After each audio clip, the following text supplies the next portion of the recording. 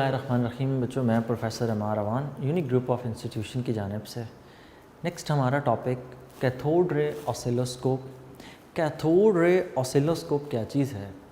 Cathode ray oscilloscope electrons की मदद से करंट और वोल्टेज के दरमियान में ग्राफ ड्रॉ करती है। मतलब एक डिवाइस है जिसके अंदर हम इलेक्ट्रॉन्स को यूज़ करते हैं and it is use to draw the graph between alternating current and the voltage. ठीक है, इसके और भी यूजेस हैं, उनको हम बाद में डिस्कस करेंगे। पहले हम देखते हैं कि कैथोड रे ऑसिलोस्कोप असल में डिवाइस कैसी है। कैथोड रे ऑसिलोस्कोप का सबसे जो इम्पोर्टेंट उसका स्ट्रक्चर डायग्राम कोशिश करें साफ़ सुथरी और अच्छे से अच्छी डायग्राम ड्रॉ करनी है, क्योंकि डायग्राम के ही नंबर होते हैं ज़्यादातर। इस ऐसे टॉपिक्स के अंदर डायग्राम बहुत मैटर करती है। तो कैथोड रे ऑसिलोस्कोप मेन इसका स्ट्रक्चर एक ट्यूब है, एलोंगेटेड ट्यूब। इस ट्यूब के एक तरफ हमने लगा रखी है फ्लोरेसेंट स्क्रीन और दूसरी तरफ हमने सेटअप लगा रखा है जहाँ से इलेक्ट्रॉन्स एमिट होते हैं। ठीक है, ये है यहाँ पर इसकी एलोंगेटेड ट्यूब जिसमें से इलेक्ट्रॉन्स ने पास करके जाना है। यही वो इलेक्ट्रॉन्स होंगे जो सामने स्क्रीन के ऊपर जाकर इमेज क्रिएट करेंगे। वो ग्राफ जो बनाना है वो इन्हीं इलेक्ट्रॉन्स ने यहाँ पर मूव करके बनाना है। यहाँ पर उसका पोर्शन होगा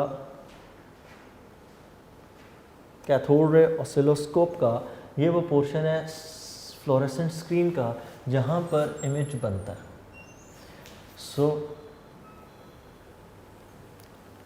कोशिश करें साफ़ सुथरी डायग्राम, जितनी बच्चों साफ डायग्राम होगी मार्क्स मिलने के आपके जो चांसेस हैं ना वो उतने ब्राइट होते चले जाएंगे। मैं कोशिश करता होता हूँ कि आपको डायग्राम्स की बेसिक जो सेंस है ना ड्रॉ करने की वो आपको ज़रूर बताई जाए। बहरहाल इट्स अप टू यू, जितनी मेहनत करेंगे उतना फ़ायदा होगा। तो ये हो गया जी कैथोड रे ऑसिलोस्कोप का बेसिक स्ट्रक्चर कि एक ट्यूब है एलोंगेटेड, उसके दूसरे एंड पर एक स्क्रीन है और बीच में कुछ कंपोनेंट्स हैं। हम असल में इलेक्ट्रॉन्स को एमिट करवाते हैं और इलेक्ट्रॉन्स को एमिट करवाने के बाद हम इलेक्ट्रॉन्स की मदद से एक इमेज ड्रॉ करवाते हैं फ्लोरेसेंट स्क्रीन के ऊपर। अब यूँ है कि यहाँ पर सबसे पहले यूज़ किया जाता है एक बैटरी को। ये बैटरी का पॉजिटिव टर्मिनल, यहाँ पर बैटरी का नेगेटिव टर्मिनल, और इसके साथ हमने यहाँ पर लगा रखा है एक स्प्रिंग टाइप है, स्प्रिंग नहीं है असल में, एक फिलामेंट है और वो फिलामेंट कुछ इस शेप का है। और ये फिलामेंट ज़्यादातर केसेस में बना होता है टंगस्टन का। आप कुछ भी उसके लिए यूज़ कर सकते हैं। तो यहाँ पर सबसे पहले आ गई जी हमारे पास बैटरी। सबसे पहला जो कंपोनेंट आपने लगाया, दिस कंपोनेंट इज़ बैटरी। तो हर कंपोनेंट का साथ साथ हम यूज़ भी लिखते हैं। बैटरी कंपोनेंट नंबर 1 है। बैटरी क्या काम करेगी? बैटरी थर्मियोनिक एमिशन के लिए रिज़ल्ट सबसे इम्पॉर्टेंट चीज़ जो है वो प्रोवाइड करेगी। और थर्मियोनिक एमिशन के लिए जो सबसे इम्पॉर्टेंट चीज़ है दैट इज़ वोल्टेज। तो तकरीबन 6 वोल्ट और करंट तकरीबन प्रोवाइड करेगी अबाउट 0.3 एम्पेयर। वैल्यूज़ वेरी कर सकती हैं depending upon the material we are using. तो नेक्स्ट चीज़, दूसरा जो इसका कंपोनेंट लगा हुआ है दैट इज़ फिलामेंट। ये नंबर 2 पे, वहाँ पे अगर नंबर 2 को मैं यहाँ से यूँ मेंशन कर दूँ तो ये नंबर 2 पे लगा हुआ है जी टंगस्टन फिलामेंट। और इसी फिलामेंट में से इलेक्ट्रॉन्स एमिट होते हैं। दूसरा जी फिलामेंट, और इस फिलामेंट में से इलेक्ट्रॉन्स एमिट होते हैं। मतलब यही वो पार्ट है जो थर्मियोनिक एमिशन शो करता है। Electron emits electron. ठीक है, फिलामेंट क्या काम करता है, नीचे में ब्लू में उसका यूज़ भी लिखता जाता हूँ। फिलामेंट एमिट्स इलेक्ट्रॉन, ये फिलामेंट इलेक्ट्रॉन्स को एमिट करता है। आप डिफरेंट तरह के फिलामेंट्स यूज़ कर सकते हैं डिपेंडिंग अपॉन देयर नेचर। उनमें जो इलेक्ट्रॉन्स की अमाउंट एमिट होगी वो भी डिफरेंट होगी।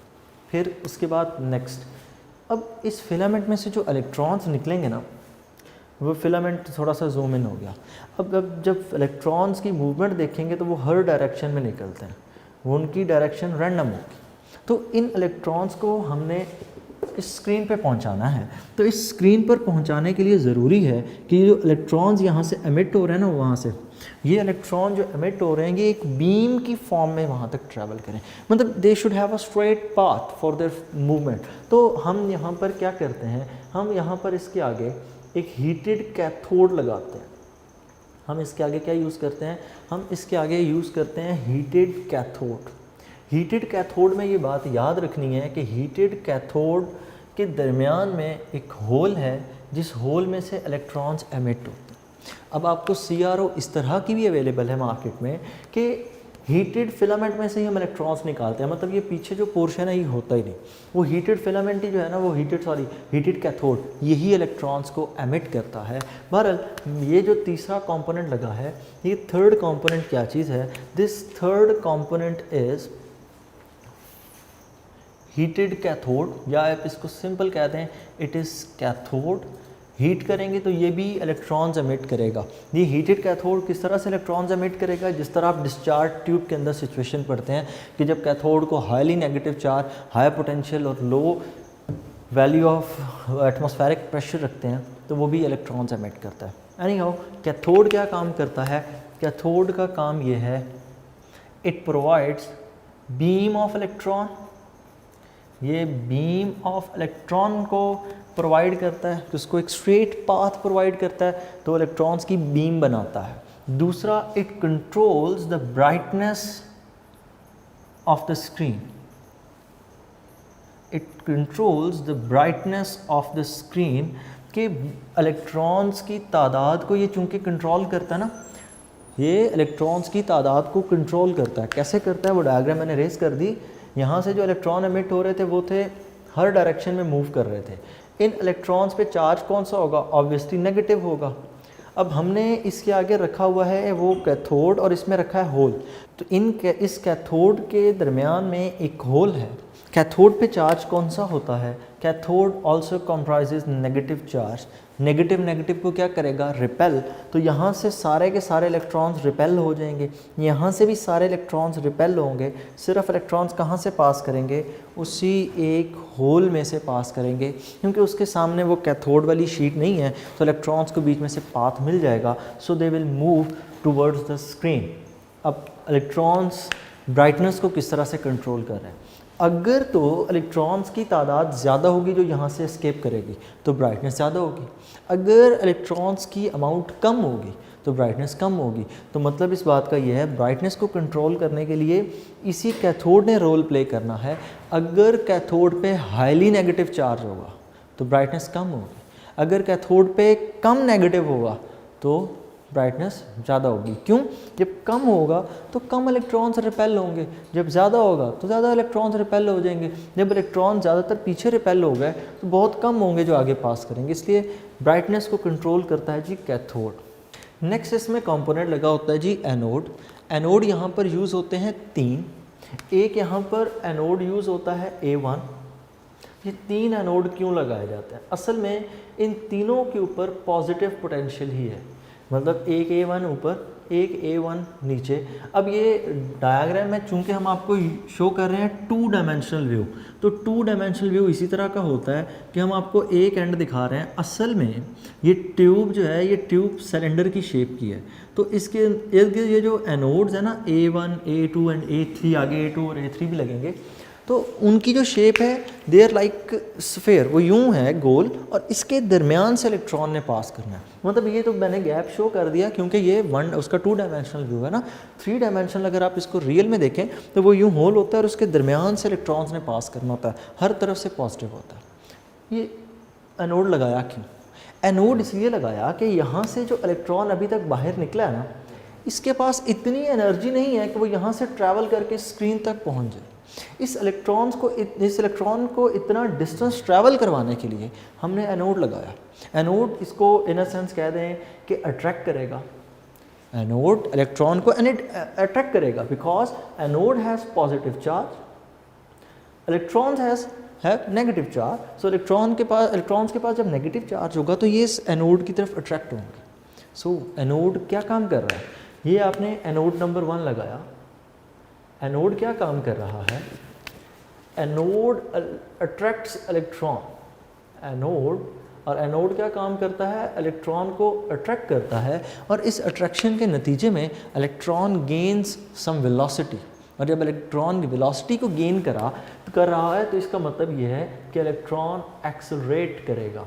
तो एनोड क्या काम कर रहा है, इलेक्ट्रॉन को एक्सेलरेट कर रहा है, एक्सेलरेट्स इलेक्ट्रॉन।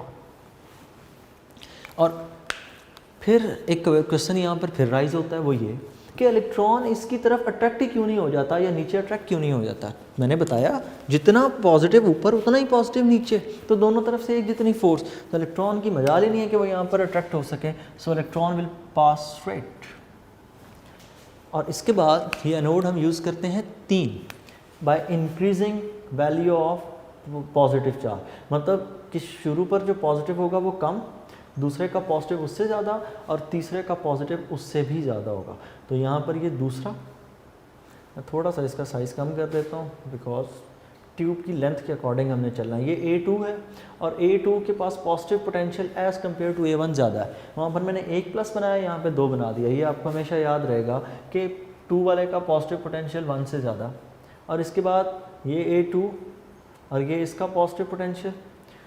तीसरा भी एनोड लगा होता है और तीसरा एनोड भी उसी तरह as compare to A1 A2 दोनों के मुकाबले में इसका पॉजिटिव पोटेंशियल ज़्यादा होता है। सो ये हमारे पास आ गया थर्ड, इसका पोटेंशियल सबसे ज़्यादा होगा, तो मैं इसके अंदर 3 प्लस बना देता हूँ।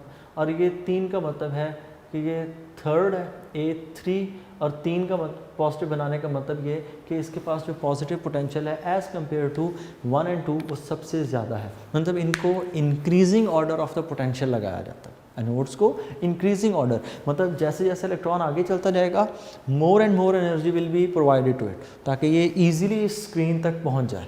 उसको अच्छा खासा डिस्टेंस ट्रैवल करना है। नेक्स्ट, ये इलेक्ट्रॉन्स पहुंच गए यहाँ तक, अब इनके पास इतनी एनर्जी है ये स्क्रीन तक पहुंच जाएंगे, it's not a big deal.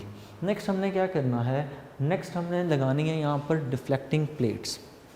2 तरह की डिफ्लेक्टिंग प्लेट्स होती हैं, एक होती हैं हॉरिजॉन्टल, एक होती हैं वर्टिकल प्लेट्स। इन्हीं को आपने ध्यान से समझना है, असल में यही इसका यूँ कह लें हार्ट है, ठीक है ना, इसका दिल है ये चीज़। और बच्चों यहाँ तक ये जो आपने पूरा पोर्शन कवर कर लिया ना 1 2 3 और ये कंपोनेंट नंबर 4 एनोड, इन चारों को मिलाकर हम एक नया नाम देते हैं, इनको हम नाम देते हैं इलेक्ट्रॉन गन। ये जो यहाँ तक हमने पोर्शन किया that is the first portion of the CRO cathode ray oscilloscope, that is electron gun कि ये इलेक्ट्रॉन्स एमिट कर रहा है ये पोर्शन। नेक्स्ट डिफ्लेक्टिंग प्लेट्स, 2 तरह की डिफ्लेक्टिंग प्लेट्स हैं। एक डिफ्लेक्टिंग प्लेट्स हैं एक्स एक्सिस मतलब हॉरिजॉन्टल है, दूसरी डिफ्लेक्टिंग प्लेट्स हैं वर्टिकल। तो ये प्लेट्स मैं लगा रहा हूँ हॉरिजॉन्टल। अच्छा, अब इनको बड़े ध्यान से समझना है क्योंकि थोड़ी सी कंफ्यूजिंग यहाँ पे चीज़ है। ये प्लेट्स लगी हैं हॉरिजॉन्टल, कोशिश करें डायग्राम फिर बार बार रिपीट कर रहा हूँ साफ। तो ये आ गया हॉरिजॉन्टल प्लेट्स का सेट है। अब ये हॉरिजॉन्टल प्लेट के सेट से क्या मुराद है कि 2 तरह की प्लेट्स हैं, दोनों हॉरिजॉन्टल लगी हैं यूँ, लेकिन जब इलेक्ट्रॉन को ये डिफ्लेक्ट करवाएंगी तो वाई एक्सिस पे करवाएंगी, ठीक है। ये मैं इसके ऊपर लिख देता हूँ ताकि आपको हमेशा ये भी याद रहे कि ये सेट ऑफ हॉरिजॉन्टल प्लेट्स है, सेट ऑफ हॉरिजॉन्टल प्लेट है, लेकिन इलेक्ट्रॉन को डिफ्लेक्ट कहाँ कराएगी, वाई एक्सिस पर। तो आप इसको यूँ भी कह सकते हैं set of plates for vertical deflection, या इनको प्रॉपर जिस तरह से इनका नाम बनता है आप इसको पोर्शन को नाम दें 5 का। ये क्या चीज़ है, set of horizontal plates, horizontal plates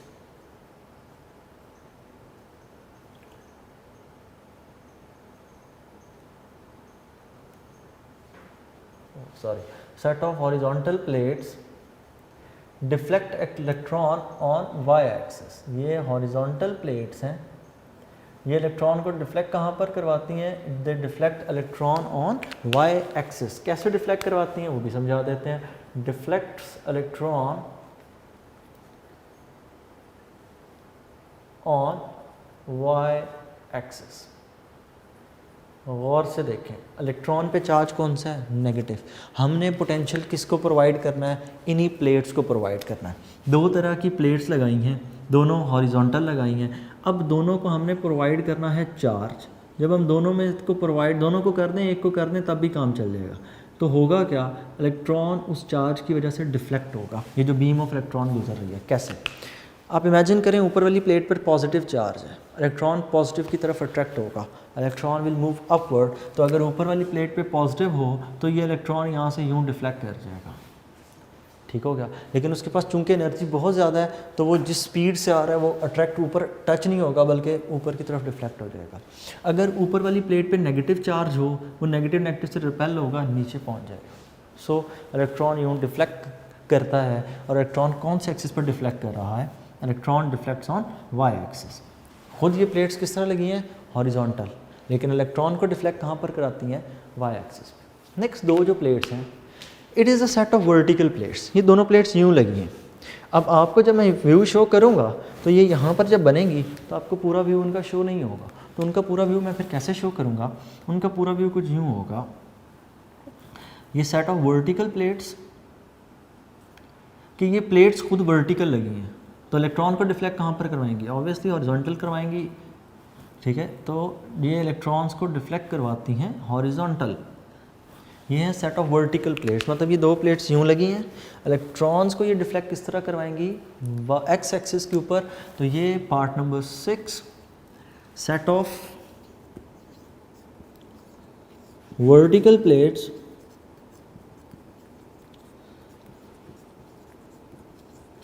deflects electron on x-axis. Deflect electron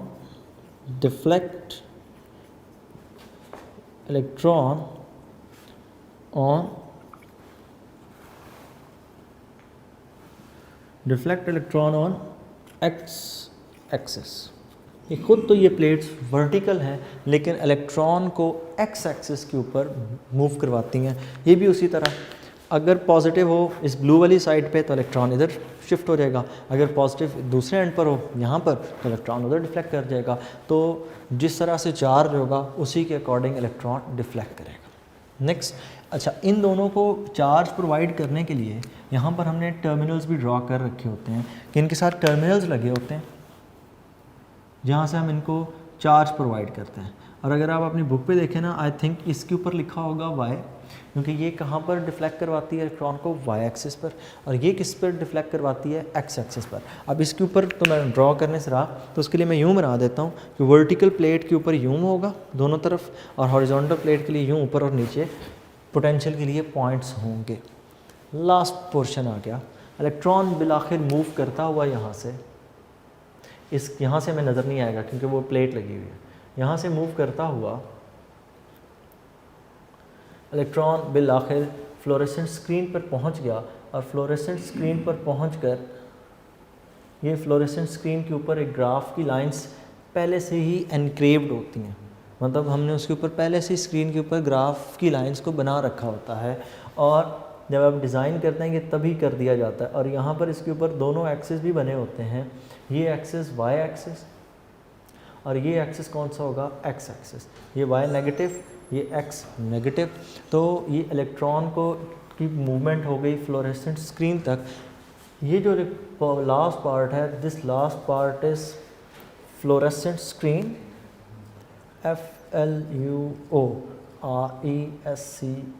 fluorescent screen. Fluorescent screen के ऊपर ही इमेज बनता है, मतलब वो जो ग्राफ बन रहा है वो सारे का सारा ग्राफ हमें कहाँ पर शो होगा, फ्लोरेसेंट स्क्रीन। फ्लोरेसेंट स्क्रीन बनी होती है फॉस्फोर की, मतलब इसके ऊपर ग्लास की है, इसके ऊपर एक लेयर होती है फॉस्फोर की। अगर फॉस्फोर अवेलेबल ना हो तो दूसरी लेयर इस पर लगाई जाती है ZnS की, जिंक सल्फाइड की। और फॉस्फोर और जिंक सल्फाइड की ये प्रॉपर्टी है कि जब कोई पार्टिकल इसके ऊपर आकर हिट करता है, इट प्रोड्यूसेस फ्लोरेसेंस,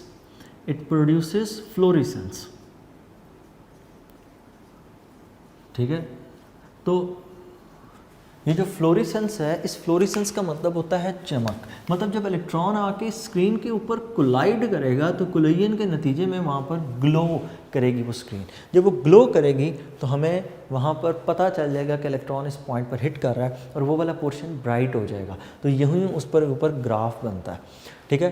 तो ये करती क्या है, it is use for output यही असल में हमें आउटपुट प्रोवाइड करती है फ्लोरेसेंट स्क्रीन। तो ये थे हमारा पूरी कंस्ट्रक्शन, ये इस टॉपिक की कंस्ट्रक्शन है। अभी नेक्स्ट आ जाते हैं इसके दूसरा हिस्सा वर्किंग पे। वर्किंग के लिए हमने अल्टरनेटिंग करंट की जो वैल्यूज़ हैं वो हमने एक्स और वाई डिफ्लेक्टिंग प्लेट्स को देनी है, प्रोवाइड करनी है। अब जब हम यहाँ पर डिफ्लेक्शन वाई एक्सिस पे देंगे ना, तो क्या होगा, वाई एक्सिस पर वैल्यू मैक्सिमम जाएगी, फिर मिनिमम हो जाएगी, फिर मैक्सिमम, फिर मिनिमम हो जाएगी, फिर मैक्सिमम, फिर मिनिमम।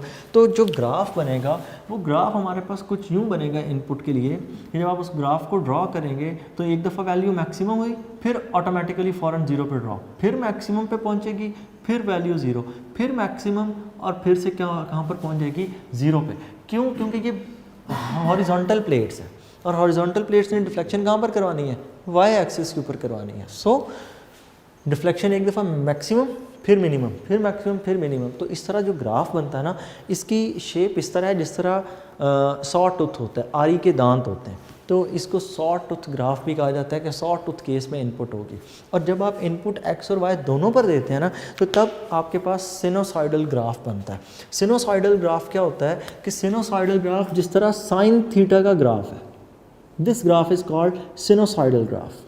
साइन थीटा के ग्राफ को सिनोसाइडल कहते हैं, वो साइन थीटा से ही वर्ड निकला है। साइन थीटा के ग्राफ में ये एंगल होता है 90 डिग्री, 0 डिग्री, ये फर्स्ट वाला यहाँ पर ये है 0 डिग्री, ये वाला पोर्शन है 90, ये वाला पोर्शन है 180, ये वाला पोर्शन होता है 270, मैं यहीं पर लिख देता हूँ इसके साथ। और यहाँ पर जो वैल्यू होती है दैट इज़ 360 डिग्री।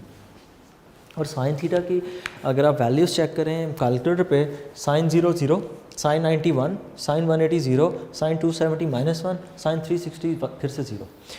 अब अगर आप ऑल्टरनेटिंग करंट की बात करें तो ऑल्टरनेटिंग करंट भी इसी तरह ही काम करता है कि ऑल्टरनेटिंग करंट की वैल्यू एक दफ़ा पॉजिटिव में जाती है, एक दफ़ा नेगेटिव में होती है। तो ये पॉजिटिव वाला पोर्शन है अबव फ्रॉम द लाइन और ये नेगेटिव वाला पोर्शन है बिलो फ्रॉम द लाइन। कि जब ऊपर आप पॉजिटिव लाइन से ऊपर की बात कर रहे हैं तो पॉजिटिव वाला हिस्सा, नीचे की बात कर रहे हैं मेन लाइन से तो नेगेटिव वाला पोर्शन।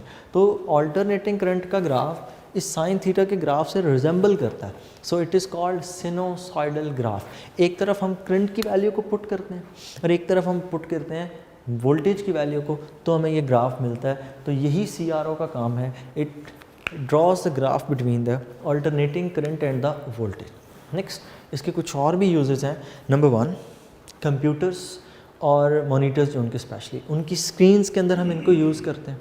उसके बाद टेलीविज़न की स्क्रीन, पुराना टेलीविज़न, आज का LED LCD की बात नहीं कर रहा, लिक्विड क्रिस्टल डिस्प्ले या लाइट एमिटिंग डायोड्स नहीं, मैं बात कर रहा हूँ पुराना टीवी स्क्रीन और उसका बैक साइड पे पोर्शन बिल्कुल उसके अंदर यही होती थी, कैथोड रे ऑसिलोस्कोप। अब उसके अंदर कलर्स को शो करने के लिए हमने बीच में पोर्शन बनाया होता है, उसकी वजह से कलर्स भी एडजस्ट हो जाते हैं। पुराना टेलीविज़न तो था वो ब्लैक एंड वाइट था, वो इसी वजह से ब्लैक एंड वाइट कि उसको टोटली इलेक्ट्रॉन्स की मदद से इमेज बनता था। जहाँ कहीं पर इलेक्ट्रॉन टच हो रहा है वो पोर्शन वाइट हो जाता है और जहाँ कहीं पर इलेक्ट्रॉन की एब्सेंस है वो ऐसा ब्लैक होगा। So black and white image produce हो जाता है।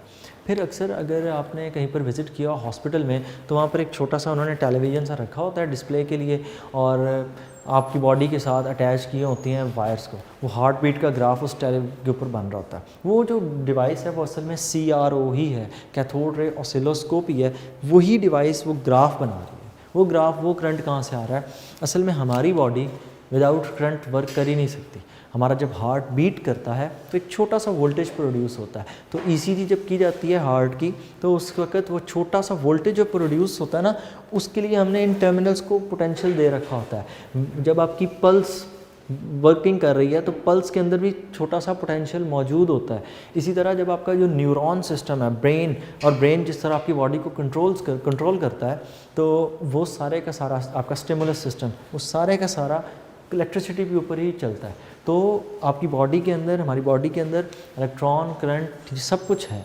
तो उस चीज़ को फिर हम डिटेक्ट करते हैं। तो वो ग्राफ के ऊपर लाइन टेढ़ी क्यों आ रही है? क्योंकि हार्ट बीट हो रहा है, कहीं पर पोटेंशियल कम हो रहा है, कभी ज़्यादा हो रहा है, तो वो ग्राफ की line up and down move कर रही है। क्यों? क्योंकि जब हार्ट बीट कर रहा है, पोटेंशियल मिला, इन दोनों प्लेट्स को इन्होंने हल्की सी डिफ्लेक्शन शो करवा दी। फिर जब डेथ हो जाए, अल्लाह ना करे, तो क्या होता है, हार्ट बंद हो चुका, अब वो स्क्वीजिंग रुक जाती है। उसकी वजह से क्या होगा, इन दोनों प्लेट्स को किसी किस्म का कोई चार्ज, कोई पोटेंशियल नहीं मिल रहा, ना पॉजिटिव ना नेगेटिव, तो इलेक्ट्रॉन की डिफ्लेक्शन वो तो होगी नहीं किसी सूरत। जब इलेक्ट्रॉन की डिफ्लेक्शन नहीं होगी देन व्हाट विल हैपन, वो सारे के सारे इलेक्ट्रॉन्स एक ही पॉइंट पे लगने लग जाएंगे। तो वो आपको लाइन जब एक ही पॉइंट पे लगते हैं तो हमें लगता है कि लाइन स्ट्रेट हो गई है। जब तक वो मिल रहा था उसको पोटेंशियल, वो अप एंड डाउन चल रही थी, जब एक ही पॉइंट पे लगेगा तो वहाँ पर क्लोज हो जाएगा। तो ये था हमारा CRO cathode ray oscilloscope. Concept के साथ पढ़ें, याद करें और एक अच्छी सी डायग्राम पेपर पे बनानी है। अल्लाह हाफ़िज़।